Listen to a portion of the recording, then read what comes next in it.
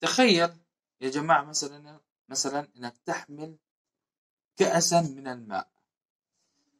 احنا عارفين إنه أنت لما تحمل كأس من الماء، وزن كأس الماء هنا لم يتغير، ولكن أنت كلما طالت مدة حملك لهذا الكأس كلما أصبح هذا الكأس ثقيلا عليك.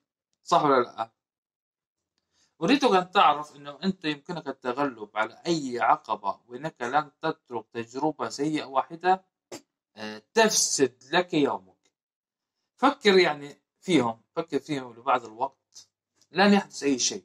فكر فيهم فترات أطول قليلا، ستحس أنهم بدأوا في إيذائك. فالتوتر يا جماعة والقلق والهموم اللي في حياتنا اليومية تشبه تماما كأس الماء. إذا أنت حملت هذا كأس الماء لمدة 20 ثانية فهذه ليست مشكلة كبيرة، ولكن إذا أنت حملت كأس الماء لفترة طويلة، مثلا فترة 20 ساعة، حملت هذه الكأس، فإنك ستحس بأنه هنا يدك هذه مخدرة وستؤلمك كثيرا.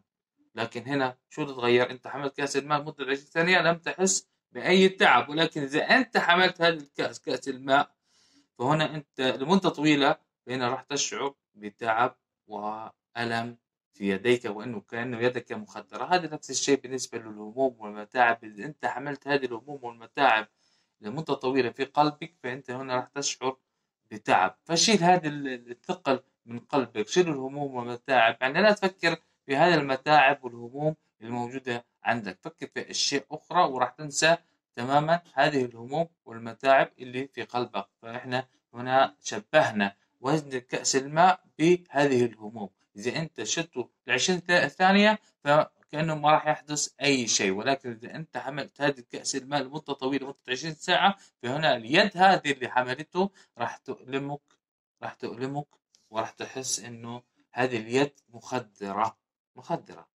فابتعد. يعني لا تفكر في الهموم، لا تفكر في المتاعب اللي موجودة عندك، وإن شاء الله راح تزول هذه المتاعب وهذه الهموم.